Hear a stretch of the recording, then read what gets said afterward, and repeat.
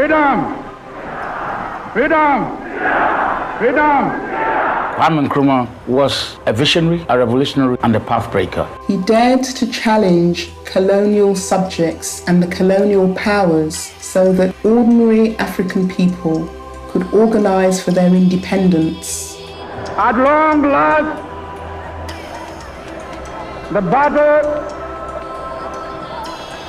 has ended.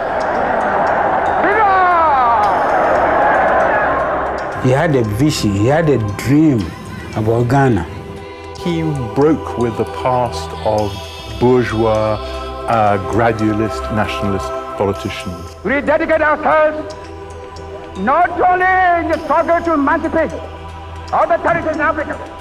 Our independence is meaningless unless it links up the total replacement of the African continent.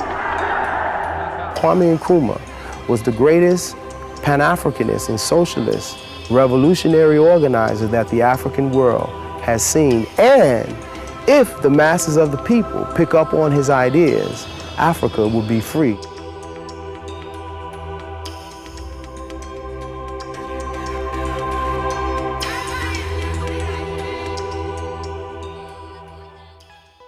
Kwame Nkrumah was born 21st September 1909 in a town called Nkrumah in the western region of Ghana. Kwame Nkrumah grew up in a colony ruled by the British. There was a governor general and there was a legislative council dominated by colonial commercial interests. The country existed for the export of raw materials that would serve the industries and economies of European nations. He was born to parents who were not particularly endowed in terms of their wealth. The father was a goldsmith and the mother was a petty trader. He is slightly difficult to pin down. He's an Nzima. His dad comes from the Ivory Coast. His mother comes from just the right side of the Ghanaian border. So he's genuinely on the periphery in ethnic terms. He's on the periphery in class terms. He's on the periphery in that he's Catholic. Experiences of a child growing up in a family such as this one, in the colonial era, where the exploitation, the vast exploitation, was done by capitalists from the metropolis, and where citizens were looked down upon in their own surroundings, must have affected him very greatly. His mother, Nyaniba, who he was particularly very close to, was very keen for Nkrumah to receive an education. He also grew up at a time when the Christian churches were trying to make headway there. Almost all the schools that you could attend at that time, and I'm talking of primary schools, there were in the beginning no high schools, were church-run. Nkrumah was a highly affable young man with both his peers and his tutors. However, he was a very serious student. He was very studious, diligent, had a voracious love of reading. And one of his contemporaries by the name of Beverly Carter said that he always used to remember Nkrumah forever reading, engaging in philosophy and debating with fellow colleagues. He was hungry for knowledge. He was searching for knowledge. He was desperately in search of knowledge which was necessary at the time if we were to combat the negative effect of colonialism and racism. Within the Gold Coast and generally West Africa, from the latter quarter of the 19th century, the minority of educated West Africans were pushing and mobilizing, galvanizing for political independence. I think that Kwame Nkrumah was influenced by a number of very important people as he was growing up in Ghana. There were people like James Eman Agri. Nkrumah says of him in his autobiography that he was a most remarkable man, a man who possessed intense vitality and enthusiasm. And it was through Agri, Nkrumah narrates in his autobiography, that his nationalism was aroused. In a way, Agri mirrored the kind of person Nkrumah wanted to be. He often said I represent Africa. I've never heard of Agri saying, I represent the Gold Coast. He always said, I represent Africa.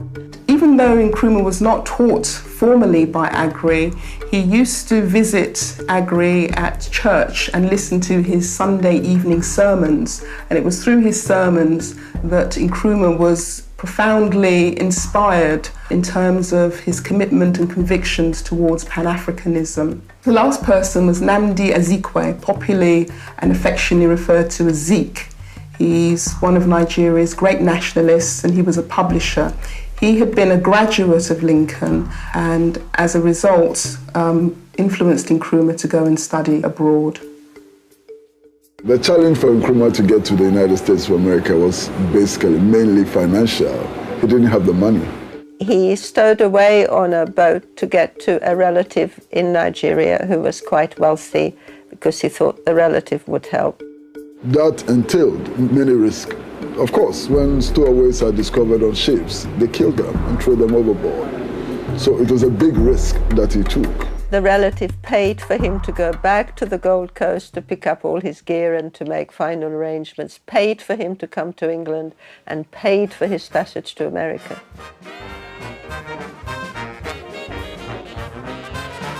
The social climate and atmosphere in America during the 40s was just like apartheid in South Africa. Complete and total segregation. He came face to face with the reality of racist oppression.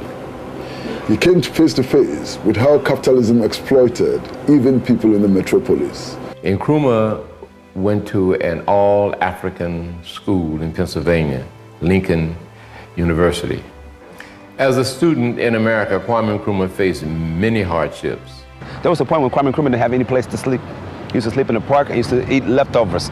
Kwame Nkrumah slept in different people's houses. He washed dishes. He scrubbed floors, to eat, to have a place to live and study. And that's how he moved about. That's how he moved about. His life was very hard.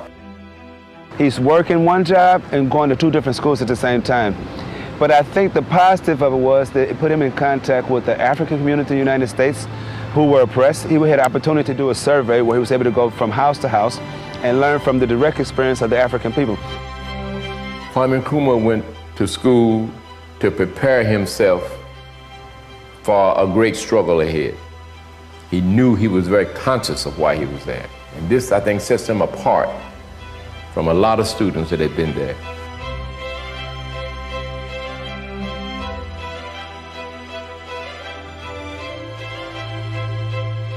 He did enormous amount of reading in his own time.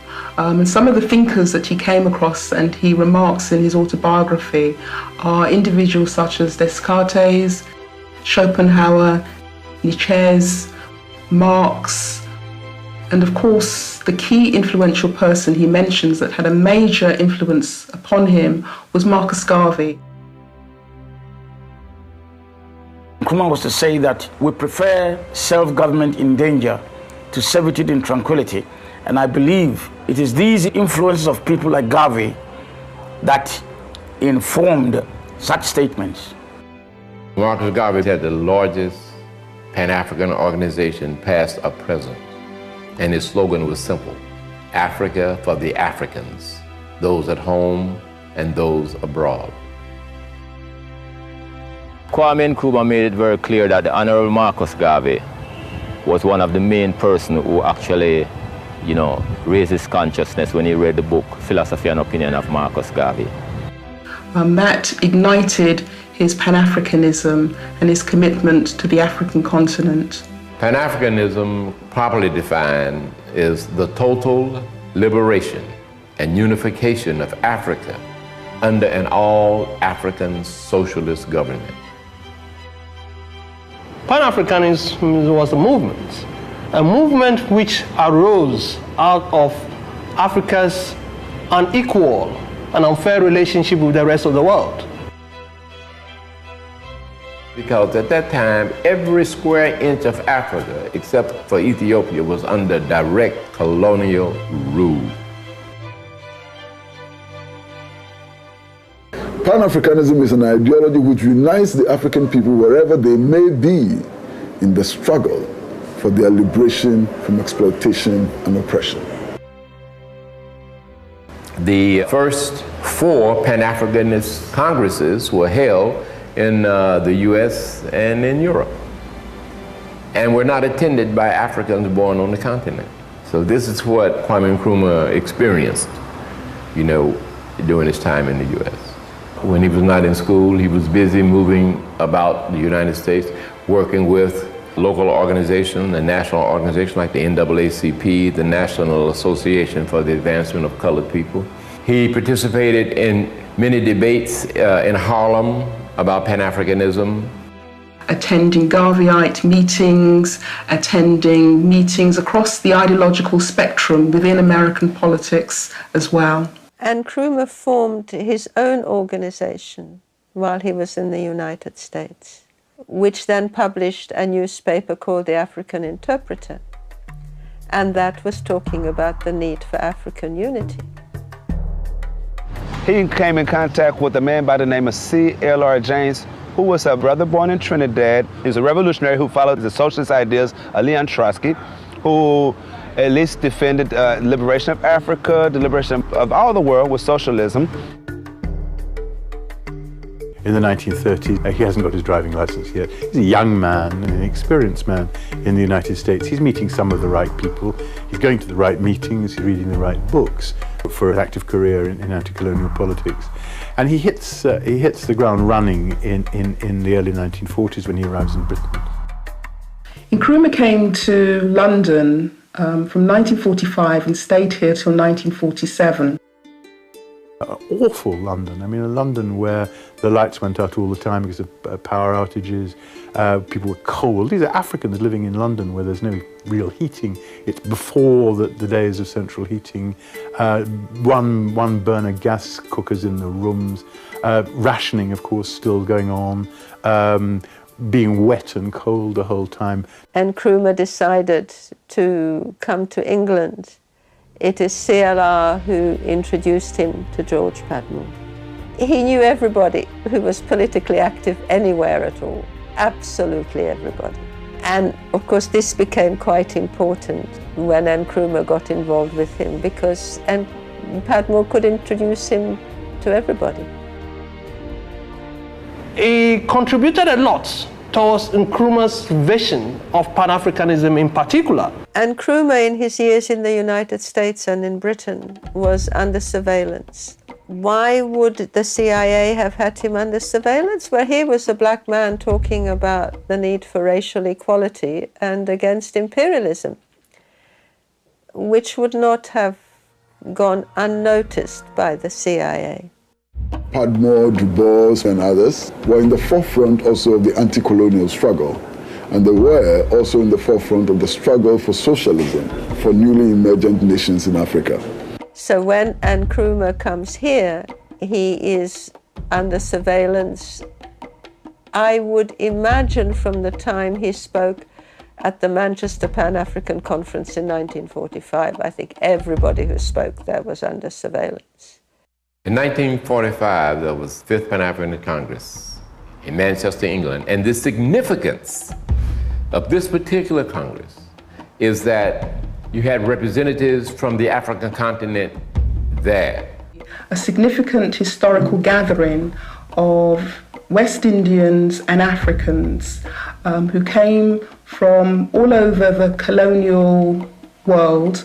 Over 200 delegates were represented at the Congress, and they demanded an end to colonial rule.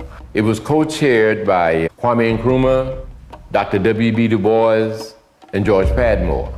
Pan-Africanism really only began to talk about colonial freedom at this conference.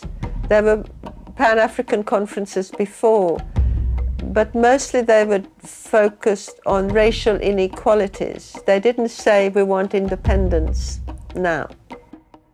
Indeed, the final resolution of the 5th Pan-African Congress in Manchester declared that Africans needed to struggle against colonialism and to establish newly independent states under the banner of socialism.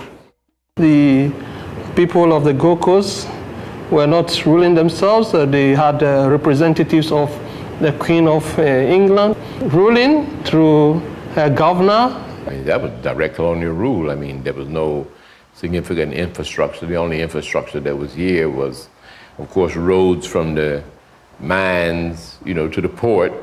Nkrumah returned to the Gold Coast in 1947 as a result of an invitation by the United Gold Coast Convention, otherwise known as the UGCC, to take up the appointment as secretary for this new organisation. He's been noted as a young, clever young man, and he's invited back to be the gopher for the United Gold Coast Convention, which in many senses is the first political party in Ghana. He was quite suspicious of the leadership of the United Gold Coast Convention because this leadership was made up of representatives of the privileged classes, and Nkrumah doubted their commitment to what he would consider to be independence. He found them amateurish. He compared with what he had seen in terms of political organisation in London. He found them undirected, that they were part-time politicians. They were more interested in making money than in politics. They had personal reasons for being political. Well, here again, it's important to recognize that the colonialists had deliberately created an African class which believed in the ideology and believed in the colonial enterprise. This African elite class was interested in ending colonialism, but ending colonialism only to the extent that they assumed the power of the colonialists and continued to maintain the colonial structures. He builds a party within the party of trusted people who have links with all the other units of disaffection in the Gold Coast, the so-called voluntary associations, and these are all sorts of scholars' unions, market women's associations, and he builds links with them, and that's very brilliantly done. As Nkrumah was talking about independence now, the opposing forces were saying, no, we don't need that now. We should struggle for independence at some future date. The youth and the grassroots identified with Nkrumah was the privileged classes were trying to just hold them back and also trying to get Nkrumah to tone down. He then challenges the involvement of United Gold Coast Convention politicians with the Commission of Inquiry into the riots of February 1948, the Watson Commission, and particularly their involvement in the Kusi Committee that drafts the new constitution. Their involvement in that is a death knell for them. They're involved with the colonial state in making another colonial constitution, and he denounces them, and he's in a perfect position to do that. He does it very, very cleverly. The pressure from the youth and the grassroots was such that in 1949, Nkrumah broke away from the United Gold Coast Convention and set up the Convention People's Party. On June 12, 1949, he formally launched the Convention People's Party at West End Arena, Accra here. And the party was formed and was born, and all of us registered as members. And right away, of course, there was antagonism on the side of the UGCC, aligning themselves with Europe, while Kwame Nkrumah was aligning himself with the masses of the people in Ghana. The Convention People's Party, or CPP, was created as a vehicle to bring emancipation to the local people of the Gold Coast at that time. No oppressor abandons oppression as a gift to the oppressed. I've not heard of it anywhere in the world. Colonialism is not a tea party. Colonialism is tough. Colonialism is wicked. And colonialism is oppression. And so when you want to get yourself out of this, it's a struggle. You can't get out of it just by passing resolutions and smiling, making good speeches. You have to fight. And you have to remove the oppressor. And if you don't fight to remove the oppressor will even recruit people internally, and they'll continue acting on behalf of the oppressor throughout. The campaign for positive action that Nkrumah's Convention People's Party pursued was a strategy very much influenced by Gandhian philosophy and principles. It was a strategy of non-violence and civil disobedience. While Nkrumah was calling for positive action, you know, the strikes, the demonstrations and stuff, the other people were calling him a troublemaker and a rabble-rouser. Which then gives the colonial state the excuse for banging up lots of people for inciting an illegal strike. He's banged up.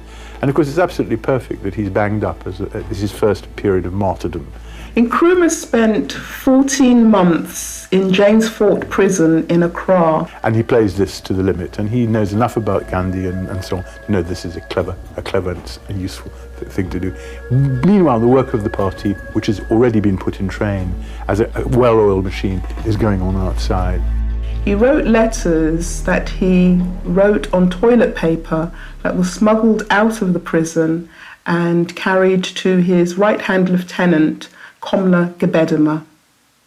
The legislation at that time did not prevent him from contesting as a parliamentary candidate. And it became clear at a point in time when the colonial government agreed that constitutional rule for Ghana was going to begin, that Nkrumah was also going to stand. And it then comes to the first general election that Ghana has ever had in 1951, which is contested by his political party, the Conventional People's Party, although he's still in the nick. He stands for Accra Central and overwhelmingly wins the seat. England was forced to allow there to be a referendum of independence or staying with colonial rule, and the CPP won landslide victory. And under that pressure, he's released by the governor.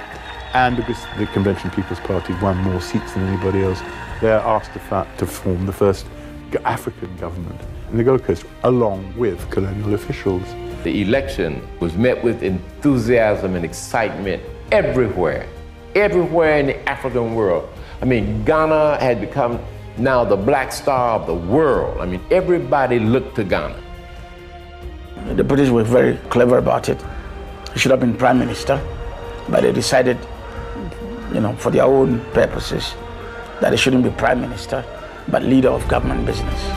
And the British come out of this thinking he's a really good guy, and this is a really smart party that, compared with all the other guys who'd been political leaders before, this guy delivers the goods. He's a politician. He's not just a politician, he's actually a statesman. It is my earnest and confident belief that my people in Ghana will go forward in freedom and justice, in unity among themselves.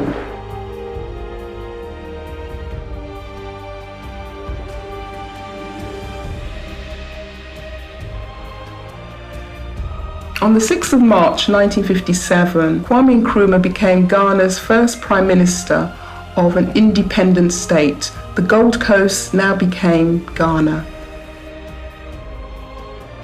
Ghana was the first country in sub-Saharan Africa to obtain independence. And so therefore he was an inspiration to an entire continent to arise and seek their own freedom from the shackles of colonialism. At long last, the battle has ended.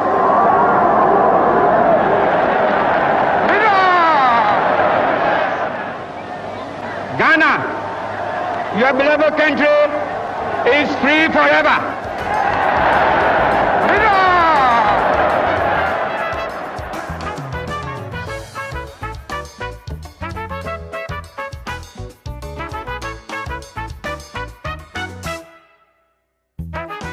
Kwame Nkrumah became Ghana's first prime minister of an independent state. The Gold Coast now became Ghana. We're very, very proud, you know, because for the first time we had a Ghanaian in charge of Ghana. From now on, there is a new African in the world. That new African is ready to fight his own battle and show that after all, the black man is capable of managing his own affairs. To symbolize that the Gold Coast was now an independent country, Kwame Nkrumah and his Convention People's government decided to change the name from the Gold Coast to the historically ancient name of Ghana. Ancient Ghana going back as far back as the 5th century, was an ancient kingdom in West Africa, and therefore Nkrumah and the CPP decided to revert back to this historic name. Dr. Kwame Nkrumah became known later as Osajefo, Dr. Kwame Nkrumah. And Osajefo in the Akan language of Ghana means savior. But he was also known as Showboy and had another series of nicknames to indicate the extent of his charisma, which was electric. His slogan was, "Thought without action is empty, and action without thought is blind," so that we need men and women who think like men and women of action and act like men and women of thought. The task then was to begin to build a new nation, united nation, a nation in which its people saw themselves first and foremost as Ghanaians, rather than Ashantis and Ewes and Dagombas and so on. So that was the task. The primary task was to build a new united Ghana with a distinct Ghanaian identity. The challenges that Nkrumah faces start well before independence. In 1954, the Minister of Finance was Kwame Bedema, stands up and presents a paper to the cabinet saying the cocoa price is going to go down, that basically chocolate makers worldwide are overstocked, the price of chocolate is going to go down, there's no market growth predictable in future, and the conclusions drawn in cabinet then are what we want to do in terms of social change, advancing the need for education for all, health service, building a deep water port at Tema, improving the infrastructure so that the supply of farm produce to towns and so on can be enhanced and so on. We're going to have to do that fast. So they spend like drunken sailors. Some of the industrialization projects he carried out were the building of roads. There was various schools and hospitals. He poured a great deal of money into education. In a relatively short period of about 6 years, educational institutions had been built in all the districts of Ghana that introduced fee-free and compulsory education for every Ghanaian child. For all students, both girls and boys, from primary school to higher education. They're using up reserves because it's not going to last. They know that there are bad times coming. So that is the fundamental challenge, that if you want to reconstruct a state, if you want to make a modern state, if you want to industrialize a state, and so on, you need cash. There's no serious outside investment at the time. There's a lot of bent outside investment at the time, which is another story. But the challenge he faces basically is a decline in government revenue. And it's fundamentally a government revenue-based development project that he's on about with the first 2 5-year plans. The construction of the hydroelectric project in Akosombo was key to the industrialization of Ghana.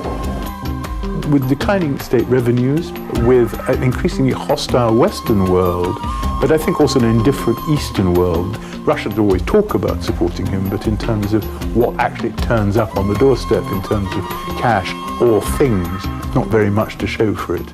He has gone to the US to raise funds for the construction of the Akosombo Dam. The US didn't want to support, and they were dragging their feet. So he reluctantly had to make a move to the Soviet Union to support. And that was when America decided that is, Kaiser. You have to remember, in the world, there was sort of East versus the West. We're involved in what they call the Cold War, communism versus capitalism. Africa was caught in the middle. All the countries that had become liberated and were fighting for their freedom were vying for that country to be in either the Western camp or the Eastern camp. Kwame Nkrumah and the parliament decided that they must be non-aligned. They were not supporting the West against the East, nor the East against the West, but they were moving forward toward Pan-Africanism.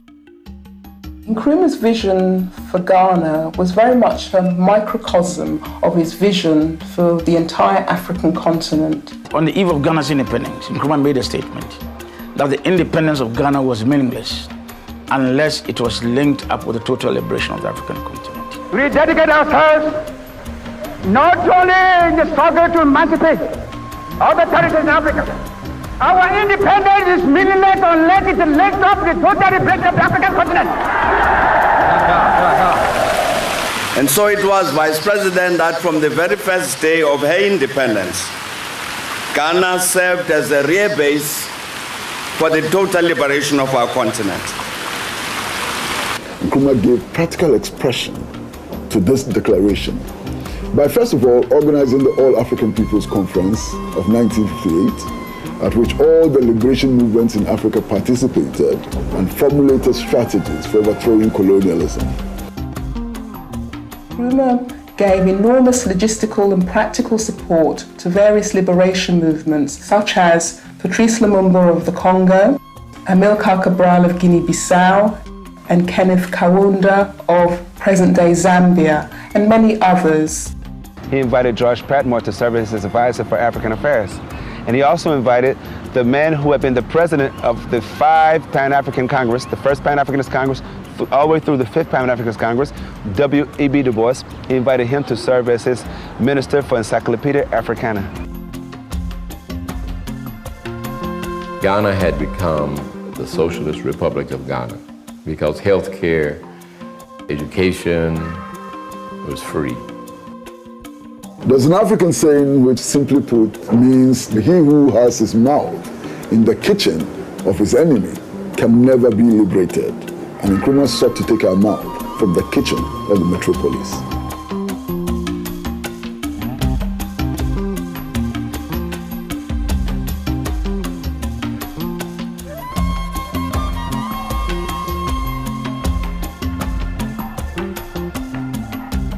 Kwame Nkrumah believed in developing a new way forward where African economies could be transformed to cater for the needs of their own people without being dependent totally on external forces.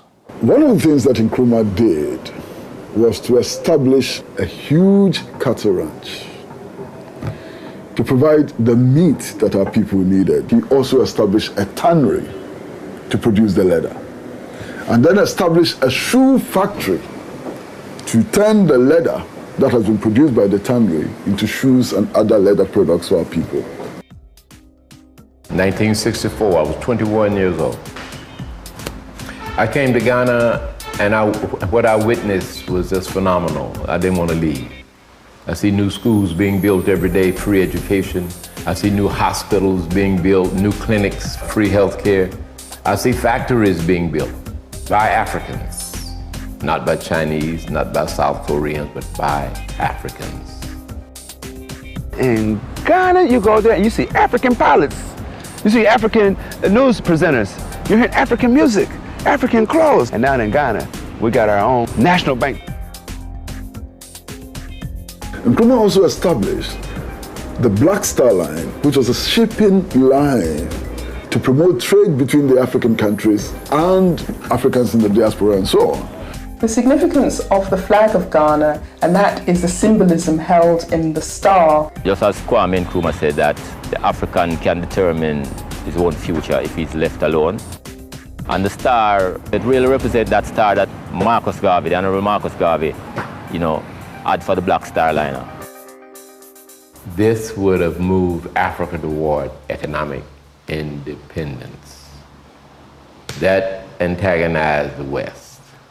And particularly Nkrumah's ambitions to unite the African continent within the context of a union government for Africa also made Nkrumah and his ideas a danger to imperialist interests. Cocoa at that time, alongside gold, was one of the key primary products that Ghana was exporting in order to derive foreign exchange and capital to manage its economy. Prices began to decline considerably, and therefore this correlated with the declining living standards of most Ghanaians. From a high of £400 per ton of cocoa in sometime 1965, it had fallen to about £80. We also have to remember that this decline in the cocoa prices was manipulated by various Western powers who wished to impose an economic squeeze on Kwame Nkrumah's government. And as a result, many Ghanaians became economically and also politically disenchanted with Nkrumah's government. He pegs wages at a time when inflation is raging. Not only does he do that, he demands that workers contribute to a compulsory savings scheme. And that meant that you took some of your wages, but the rest of your wages were produced as a bond, which you could cash in, I can't remember, 3 years or 4 years' time.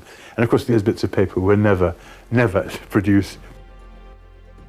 In addition to that, there was also a rise in corruption amongst officials, state officials and CPP officials that led many Ghanaians to question the CPP. The National Liberation Movement had taken the part of terrorism against Nkrumah. Supporters of Nkrumah were being killed on a regular basis. They were exploding bombs across the country and so on, and generally creating a situation of insecurity.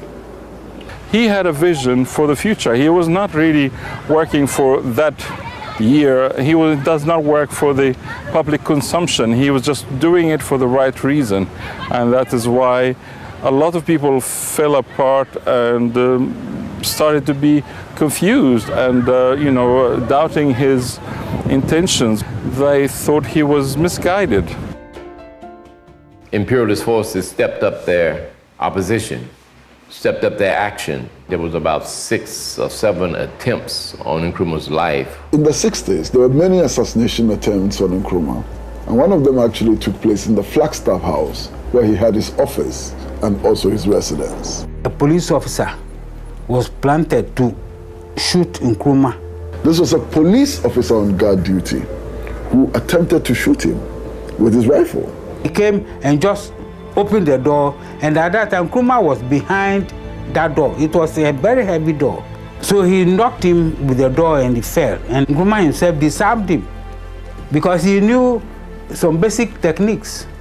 Nkrumah liked jogging, he liked walking, he liked exercising, he likes doing judo, karate, these little things. And you can see from the picture behind me, Nkrumah putting down an assassin, somebody who tried to assassinate him. These activities of sabotage, bombing, continued throughout the regime. Some of the actions he had to take to deal with the sabotage included the Preventive Detention Act, where people who were involved in this acts of sabotage and destabilization were imprisoned. Today, countries like the United States of America, countries like the United Kingdom, have passed legislation which is similar to the Preventive Detention Act. Are we to say today that David Cameron is a dictator? Are we to say that Barack Obama is a dictator? Because they've essentially passed the same laws.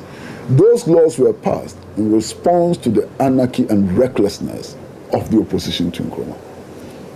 I remember the story which was put out by the opposition to Nkrumah, that Nkrumah was keeping people in jail and maltreating them and so on. And they got photographs published in London and other places. Eventually it turned out that those photographs had been taken from a Togolese prison rather than a Ghanaian prison. Now, I'm only beginning this research.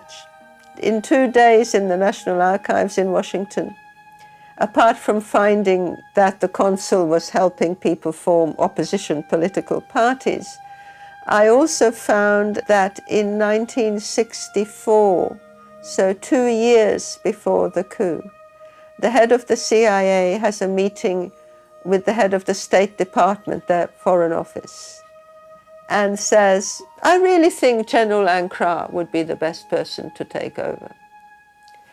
Now, if he says that in February 1964, it means he has already been dealing with the people plotting the takeovers and deciding whom to help with the takeover.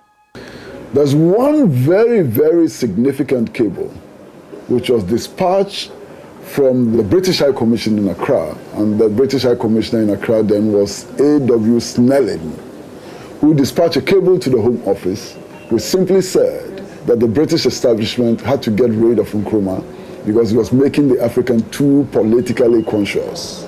What damning evidence. The factors that led to the coup that overthrew Kwame Nkrumah's government can be separated into internal factors and external factors. Among them were the declining economic situation in the country, whereby 1965, Ghana only had £500,000 in sterling in their reserve account. Nkrumah's perceived meddling, interference with the army and the police, particularly after the 1964 assassination attempt on him. He had removed the police chief, and in the subsequent year, 1965, he'd also demoted several of the generals.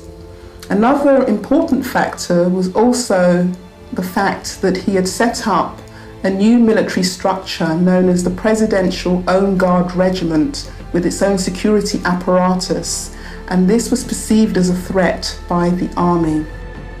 However, the most critical external factor in the coup d'etat was the plotting and conspiracy by the United States of America, Britain and France with their neo-colonial agents in the army, the Ghana Army and the Ghana Police Force.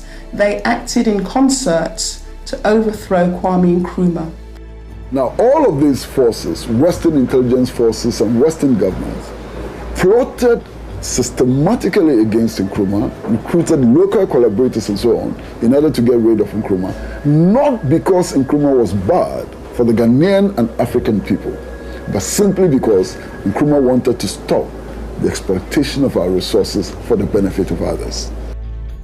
Nkrumah had a slogan that when you're talking to the imperialists and he's smiling, he comes in, oh, hello, hello, how are you? Then he's making profit on you. But when the imperialist comes to sit with a straight face, it means the business is straightforward. In 1965, Osachifo Kwame Nkrumah wrote a book called Neo-Colonialism, the last stage of imperialism. In this book, Kwame Nkrumah lays out the grand master plan for Europe and America's recolonization of Africa, and did it elaborately. The Western world read that book and said, this man has to go. 24th of February 1966 coup took place when Nkrumah was out of the country. He was invited by President Ho Chi Minh, the leader of North Vietnam, to participate in peace initiatives to end the Vietnam War between Vietnam and America. Troops were moved from Kumasi and Accra. They attacked Flagstaff House, fought the president's own regimental guard. After that, they took over broadcasting. They made an announcement to the country that the myth surrounding Nkrumah has been broken. That was one of the worst moments in the history of the entire African continent, the celebration of traitors. I spent that whole morning moving around Accra with friends of mine, and we saw the carnage which was being unleashed on the city by these soldiers. I saw Nkrumah's security men arrested and beaten up. I saw them with bayonets in their chests and so on. He asked me whether I understood the meaning of a coup, and I told him that, well, when the military takes over from a civilian government, they said, he cracked the joke that is the dictionary meaning, but they said this is the beginning of a history in Africa. There will be several coups in Africa, and Africa will sink, and then a new Africa will develop out of the mess. Nkrumah went into exile in Guinea, but managed to keep touch with the people of Ghana through frequent broadcasts. I came to Guinea early '68, and this is when we proposed to Kwame Nkrumah to allow us to bring him back to Ghana, because we were ready to bring him back with guns blazing. I mean, we were young and we were ready and excited, pumped up. Kwame Nkrumah looked at us, and smiled. He took the guns out of our hands and put books in our hands. It was quite frustrating for me at the time. I didn't really understand. But thank God he did. In his infinite wisdom, he knew we didn't know what we were doing. He knew that we needed to study. As co-president of Guinea, he helped shape economic and political policies and so on. But in addition to that, Nkrumah wrote a lot in Guinea. Nkrumah called the time in Guinea one of the most productive periods of his life. He wrote a number of books during that period. He maintained contact with progressive embassies such as China, Cuba, and other countries. He continued to have relations with various Pan-Africanists all over the world, and who went to meet him in Conakry. In the last 3 years of Nkrumah's life, he experienced deteriorating health. Initially, the cause of his illness was unknown, and he sadly, tragically died of prostate cancer in April 1972.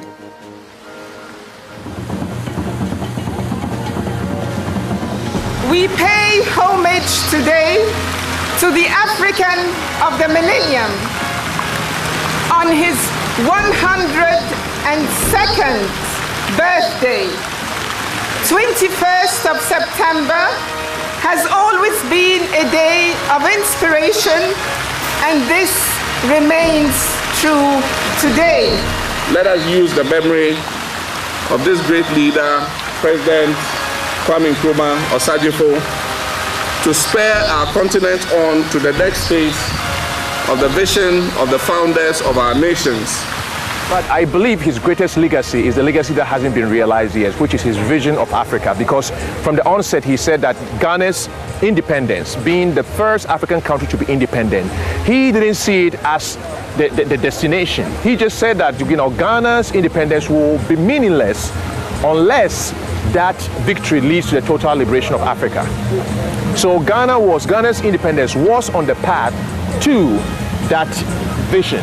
So I believe that the realization of that vision is going to be his most important legacy. And I believe that it's going to be a generation right now who are going to rise up and realize that. Long live Osajifo, Dr. Kwame Nkrumah. Kwame Nkrumah never died.